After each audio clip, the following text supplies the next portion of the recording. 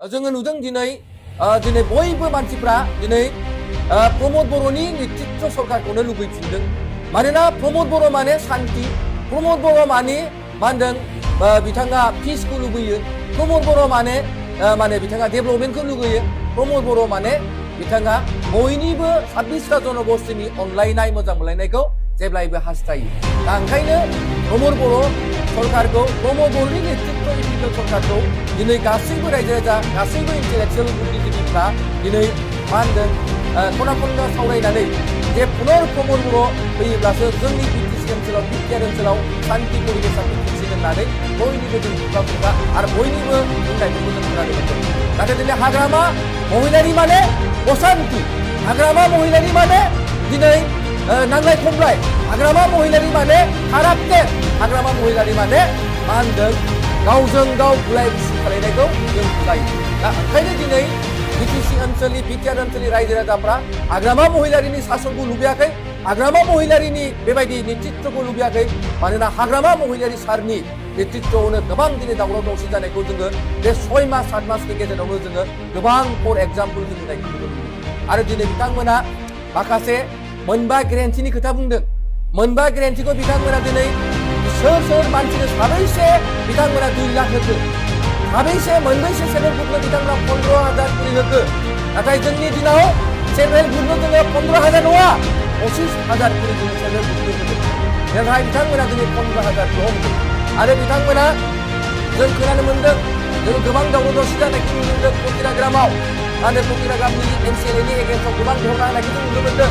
जे दिनै बिथांमोना बे मा होनदों स्किमफोरखौ, आइडिएस स्किमफोरखौ बिथांमोना मा खालायदों, मा होनदों न'खरसेयावनो मोनब्रै मोनबा लानायखौ जोङो खोनानो मोनदों। आरो बेयो बास्तबजों बुंनाय बाथ्रा नङा, बेखौ बिथांमोननि रायजोआनो धरनानि गेजेरजों दिनै फोरमायदों। आरो जोंबो नोंथांमोननि ससियेल मिडियानि गेजेरजों जों बेखौ नुनो मोनदों। बेनो जाबाय हाग्रामा महिलारि सारनि सरकारा, बेनो जाबाय बिपिएफनि सरकारा। बिथांमोना गिदिर गिदिर लेक्सार होदोंमोन, गिदिर गिदिर बाथ्रा बुंदोंमोन। आरो बिथांमोना फैगोन समाव माने बयनिबो थाखाय बिथांमोना खामानि मावगोन।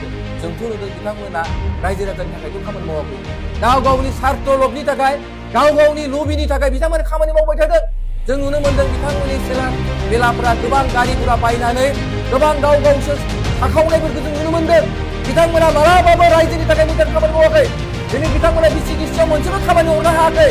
दिनै बिथांमोना प्राइमारि लेभेलाव मोनसेबो खामानि हरनो हायाखै। दिनै बिथांमोना ओनसोलनि थाखाय मोजां खामानि मावनो हायाखै। मोनफ्रोमबो खामानिफोरखौ दिनै टिका हादोंब्ला, अन्थाइ खाम्बा गायसनदों होनना गासैबो प्रमद बर'नि नेतृत्वआव गुथे खामानिफोरखौ मावनानै गालांनाय, सेंसन जानाय खामानिफोरखौ दिनै हाग्रामा महिलारि सारा खामानि मावदों। दिनै गोदान सरकारा खुनु गोदान मोनसे खामानि मावनो हायाखै। आरो बिथांमोना बेखौनो दिनै फोरमायनो नागिरदों जे दिनै हाग्रामा महिलारि सारा गोबां बाथ्रा बुंनायजों लोगोसे खुगाजों खामानिजों मावनानै देखायदों होननानै बुंदों। नाथाय बेफोर गासैबो प्रमद बर' सारनि खामानि मावदों। बिथांमोना बुंनो लाजियाखै। बिथांमोना दाबो माने बेफोरखौ माने रायजो राजाखौ माने मा होनदों गुलाय गुजाय खालायनानै रायजो राजाखौ मोनसे गुंले थासारियाव लाबोनो नागिरदों। मानोना दिनै रायजो राजाया बयबो बुजिबाय, रायजो राजाया बयबो मिथिबाय जे प्रमद बर' सारनि नेतृत्व सरकारनि दिनाव गोबां खामानिफोरा मावदों। मानोना नैबे 5 बोसोराव गोबां जोङो मिशन लानानै जोङो मिशन आरो भिजननि गेजेरजों खामानि मावदों। आरो बेनो जोंनि प्रमद बर' सारनि मोनसे मा होनदों दा ओंखायनो बयबो रायजो राजाफ्रा नैबे फैगोन एमएलए इलेक्सनाव जोंनि बे बिधान सभायाव जोङो गासै 15टा सिटआवबो जों 15टा सिट होनानै मासि लानानै जों जेरैखि जाया जे इउपिपिएलआ मा होनदों 10टानिफ्राय 12टा सिटखौ जे देरहानांगौ बिनि सानथौआव दिनै जोंनि मा होनो मिरु लाइमोन बाथौ आफादा गोबां जों खामानि मावबाय। आरो बे मिरु लाइमोन इउपिपिएलआ गोबां खामानि मावनायनि गेजेरजों दिनै जोङो मा होनदों बिटिसि ओनसोलाव, बिटिआर ओनसोलाव जोङो प्रमद बर'नि जोङो एमएलए 10टानिफ्राय 15टानि गेजेराव जोङो मा होनदों 10टानिफ्राय 12टा जों एमएलएखौ लाबोनो थांगासिनो। आरो बेखौ नोंथांमोना फैगोन समावनो नुगोन। आरो नोंथांमोना नुगोन जे प्रमद बर'नि बे 10टा जेब्ला एमएलए मासिया फैनाय लोगो लोगोनो हाग्रामा महिलारिनि सरकारा मा होनदों नैबे मास मोनथामनि उनावनो जोबनोबो हागौ, बायनोबो हागौ। बेखौ नोंथांमोननि गेजेरजों आं दिनै रोखा फोरमायबाय।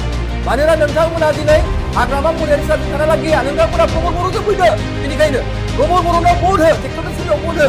आरो बेनि गेजेरजों नोंथांमोना गोग्गो समाज, गोग्गो जुदि नोंथांमोना जुदि जेब्लायबो अनलायनायखौ हास्थायदोंब्ला जाथि हारि माहारिनि गेजेराव अनलायनायखौ लुबैदोंब्ला नोंथांमोना एक्टरनि सोलियाव भट हो प्रमद बर'नो नोंथांमोना भट हो प्रमद बर'खौ अनसाय आरो प्रमद बर'जों थानानै नोंथांमोना जेब्लायबो हास्थाय दा बेनिखायनो बे बिसोन आरो मिजिंखौ लानानै जोंनि मानगोनां मा होनदों निउ लाइमोन एपिपिएलनि जोंनि आफादगिरि मानगोनां राकेश ब्रह्म सारा गोबां जोंना मिसनफोरखौ दिनै फोसावदों दा ओंखायनो नोंथांमोना आं दहाय बुंबाय जे 7 तारिखआव जिहेतु जोंहा दाख्लै थांनायसो साननैसो सिगां जि कार रेलि लाबाय कार रेलिनि उनाव जों दा आरो जोङो धरना जों लानानै हाबा आरो धरनानि उनाव जों गोबां बेबायदि हाबाफारिखौ जों लालांबाय थागोन रायजो राजानि जोङो नांगौ नंगौ खोथाफोरखौ जोङो नोंथांमोननि मिडियानि गेजेरजों नोंथांमोननि ससियेल मिडियानि गेजेरजों जोङो मोनफा मोनफा फोरमायलांबाय थादों जोङो साननैसो समाव जों धैर्यआव दंमोन जिरायनानै दंमोन नाथाय जों बेबायदि बाथ्रा बेखेवाखैमोन बुङाखैमोन नाथाय जोंबो दिनै बुंनो बायद'आव जोङो दिनै सफैबाय दा ओंखायनो जों फैगोन समाव जोङो हाग्रामा महिलारि सारा मा खामानि मावना गिदों कास्टमोन जोंहा रिंगयमोन प्रहलाद बिथांमोना जि बाथ्राफोरखौ दिनै मा होनदों मिथिं दावथिंफ्राव बिथांमोना आखाउन होगासिनो दं बाथ्रा बुंबाय थादों बिनि सायाव बिनि फिननायखौ जोङो साननैसो उनाव फारि फारि जोङो डाटा जोङो बेस हिसाबै जों बाथ्राखौ बुंगोन होननानै नोंथांमोननि गेजेरजों फोरमायगोन